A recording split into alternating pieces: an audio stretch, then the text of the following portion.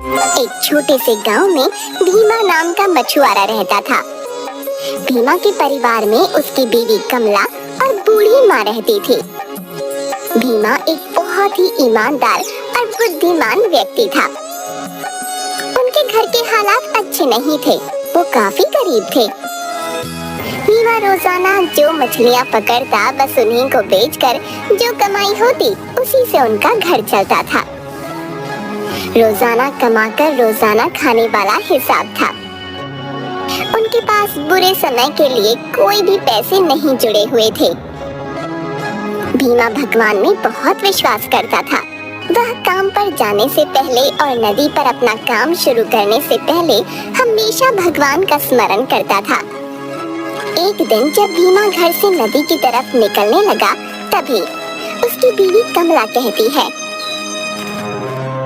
सुनो, आज काम पर मत जाओ, माँ जी की तबीयत ठीक नहीं है। पता नहीं किस चीज की जरूरत पड़ गई तो। अरे भाग्यवान, यदि मैं मछलियाँ पकड़ने नहीं जाऊंगा तो आज घर का खाना कहाँ से आएगा? क्या तुम्हारे पास कुछ पैसे हैं? मेरे पास तो कुछ पैसे नहीं है। खाना लाने के लिए पैसे तो चाहिए ही, इसीलिए तुम ही जाना भी पड़ेगा और माँ जी की दवाई भी लानी है। ठीक है, मैं नदी पर मछलियाँ पकड़ने जा रहा हूँ। हो सकता है कि आज बड़ी मछली हाथ लगे और जल्दी से उसे बेचकर खाना और दवा लेकर आ जाऊंगा। ये कहकर वो अपना जाल लेकर नदी की तरफ चल पड़ता है। भीमा जैसे ही नदी पर पहुंचता है, वो भगवान का स्मरण करते हुए कहता है, हे भगवान, आज मेरे घर में खाने के लिए कुछ भी नहीं है और मुझे मेरी माँ के लिए दवाई भी लेनी है। मुझ पर कृपा रखना प्रभु, आज मुझे बड़ी बड़ी मछलियाँ मिल जाए। ये कहते हुए भीमा अपना जाल नदी में फेंकता है और मछली फंसने का इंतजार करता है। तभी उसका दोस्त मछुआरा सुंदर भी वहाँ मछलियाँ पकड़ने आता है। वो भीमा से कहता है, अरे भाया, कोई मछली फंसी है या नहीं, या यूं ही जाल डाल कर बैठे हो कब से? बस इंतजार कर रहा हूँ मछली फंसने का। आज मुझे घर जल्दी जाना है। तभी भीमा को लगता है कि क्या जाल में मछली फंस गई। वो जैसे ही जाल को बाहर की तरफ खींचता है तो देखता है उसमें बहुत छोटी छोटी मछलियाँ होती हैं। ये देखकर सुंदर उस पर हंसता है। अरे वाह भाई, आज तो बहुत बड़ी मछलियाँ फंस गई तुम्हारे जाल में। सारी बड़ी मछलियाँ तुम ही ले जाओगे क्या? इस तरह सुंदर भीमा का मजाक उड़ाता है। भीमा वो मछलियाँ देखकर बहुत दुखी होता है और सोचता है, हे प्रभु, पता नहीं इतनी छोटी मछलियाँ बिकेंगी भी या नहीं और खाने और दवा के लिए पैसे भी हो पाएंगे या नहीं। उस दिन अपनी किस्मत पर रोता हुआ भीमा छोटी छोटी मछलियों को लेकर भारी मन से बाजार में बेचने चल पड़ता है। मछली ले लो, मछली, ताजी छोटी मछली। उसके पास मछली लेने कोई नहीं आता। सभी लोग बाजार में बड़ी बड़ी मछलियाँ खरीद रहे थे। वो लगातार लोगों को आवाज लगाता है कि कोई तो उसकी मछलियाँ खरीद ले। काफी देर बाजार में खड़े होने के बाद भी उसकी मछलियाँ नहीं बिकती। लोग बड़ी मछलियाँ लेने के लिए दूसरे मछुआरों के पास जा रहे थे। अब बाजार बंद होने वाला था और सभी मछुआरे अपनी मछलियाँ बेचकर घर वापस जा रहे थे। परंतु भीमा निराश था। वहीं बाजार में खड़ा इसी उम्मीद में कि कोई तो उसकी मछलियाँ खरीद ले। तभी एक व्यक्ति भीमा के पास आता है। अरे भाई साहब, ये मछलियाँ किस दाम में दे रहे हो? जी बाबूजी, ये सब मछलियाँ आप 200 रुपए में ले लीजिए। इस पर वो व्यक्ति कहता है, यह तो बहुत छोटी छोटी मछलियाँ हैं, इनके 200 तो नहीं दूंगा, 100 में देना है तो दे दो। भीमा बेचारा क्या करता। उसे लगा कि कहीं ये ग्राहक भी चला गया तो उसे 100 रुपये भी नहीं मिलेंगे। वह 100 रुपये में सारी मछलियाँ उस व्यक्ति को दे देता है। भीमा जल्दी जल्दी दवाई और कुछ खाने का सामान लेने के लिए बाजार की तरफ चल पड़ा। तभी उसके पीछे से किसी की आवाज आती है। अरे बेटा, कोई इस बुढ़िया को खाना खिलाएगा। मैंने 2 दिन से कुछ नहीं खाया और मुझ में अब इतनी शक्ति नहीं कि मैं चल भी पाऊं। भीमा पीछे मुड़कर देखता है तो वहाँ एक बुढ़िया बैठी थी जो देखने में बहुत कमजोर और बीमार लग रही थी। भीमा को उसे देखकर दया आ जाती है। आज उसके पास पैसे कम थे, परंतु फिर भी वह बिना मदद किए आगे नहीं जा पाता और उन पैसों में से थोड़े से पैसों से उस बुढ़िया को केले खरीद कर देता है। बुढ़िया भीमा से कहती है, बेटा तुम बहुत अच्छे हो, तुम्हारा दिल बहुत बड़ा है। यहाँ से कितने लोग गुजरे परंतु किसी ने मेरी तरफ मुड़कर देखा भी नहीं। तुमने मेरी इतनी मदद की और मुझे खाने को लाकर दिया, तुम्हारा बहुत बहुत शुक्रिया। भीमा वहाँ से चलने लगता है तो बूढ़ी अम्मा उसे रोक कर कहती है, देखो बेटा, तुमने मेरी इतनी मदद की तो मैं भी बदले में तुम्हें कुछ देना चाहती हूँ। बुढ़िया अपने हाथ से कुछ दाने भीमा के हाथ पर रखती है और उससे कहती है, देखो बेटा, कल जब तुम मछली पकड़ने जाओ तो मछली पकड़ने से पहले नदी में एक दाना डाल देना, उसके बाद वहीं पर अपना जाल डाल देना। ध्यान रहे, जाल डालते समय तुम्हें मन ही मन उस नदी की देवी को याद करना है और प्रार्थना करनी है कि वो तुम पर कृपा करें। परंतु इस प्रक्रिया के दौरान वहाँ कोई भी नहीं होना चाहिए, अर्थात कोई व्यक्ति वहाँ आकर तुम्हारे स्मरण में विघ्न न डाले, वरना उस नदी की मछलियों में से एक भी तुम्हारे जाल में नहीं फंस पाएगी। यदि पहली बार में ऐसा होता है तो तुम्हें केवल एक मौका और मिल पाएगा।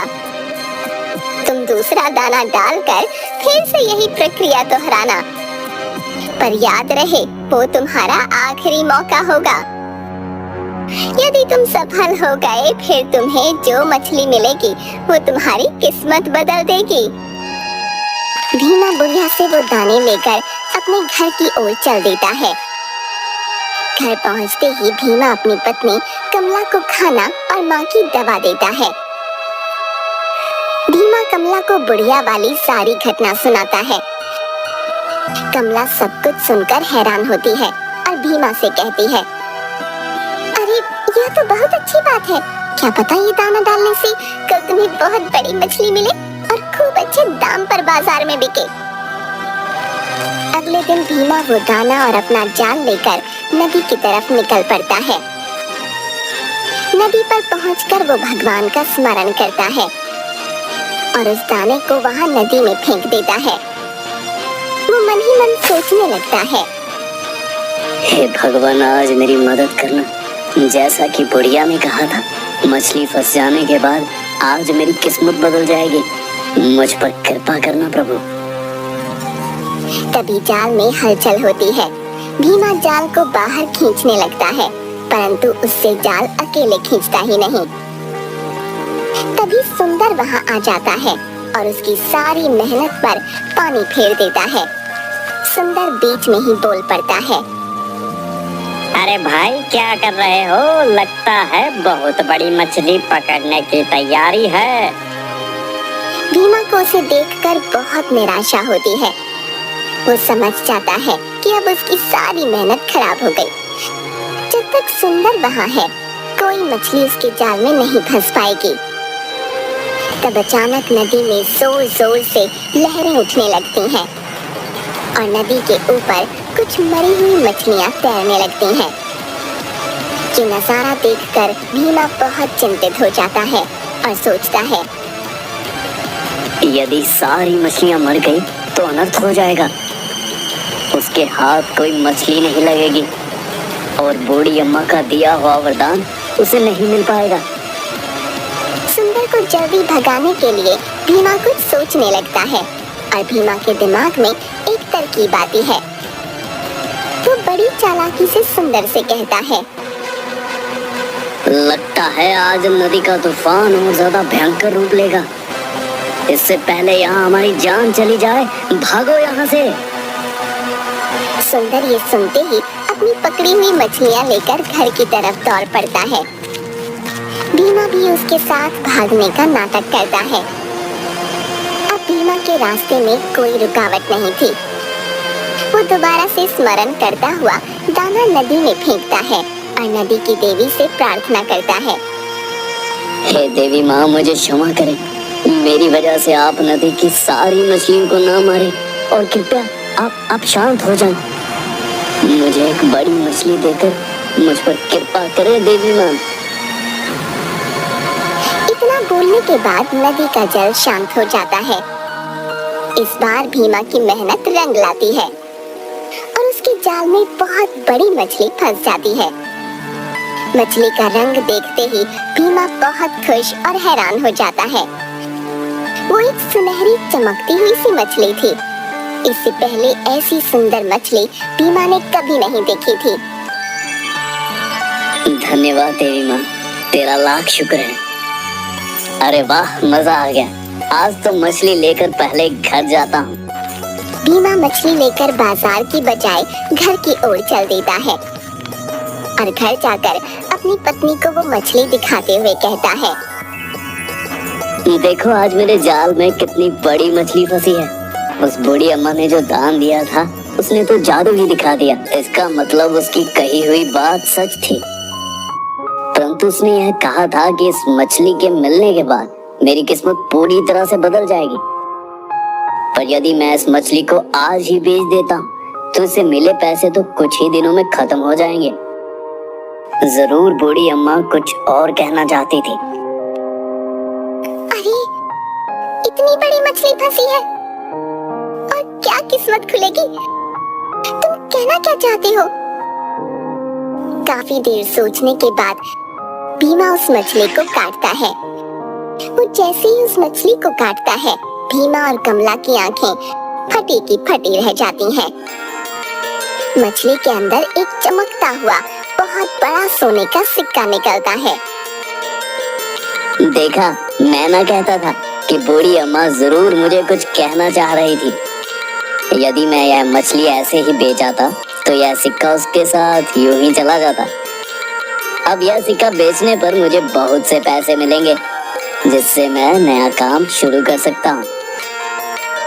कमला और भीमा बहुत खुश होते हैं। भीमा बाजार में जाकर पहले मछली को बेचता है जिससे उसे काफी अच्छे पैसे मिलते हैं।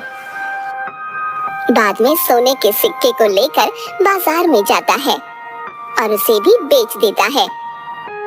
सोने के सिक्के के बदले उसे बहुत सा धन मिलता है। अब भीमा की गरीबी दूर हो गई थी। भीमा उसी रास्ते पर जाता है जहाँ उसे वो बूढ़ी अम्मा मिली थी। वो चाहता था कि वो उसका शुक्रिया अदा करे, परंतु वहाँ पर उसे कोई बूढ़ी अम्मा नहीं मिलती और आसपास ढूंढने पर भी कोई बूढ़ी अम्मा नहीं दिखती। तभी भीमा मन ही मन सोचता है कि भगवान ने उसकी मदद के लिए ही किसी फरिश्ते को भेजा था। भीमा उस पैसे से अपना नया कारोबार शुरू करता है और देखते ही देखते बहुत पैसे वाला बन जाता है।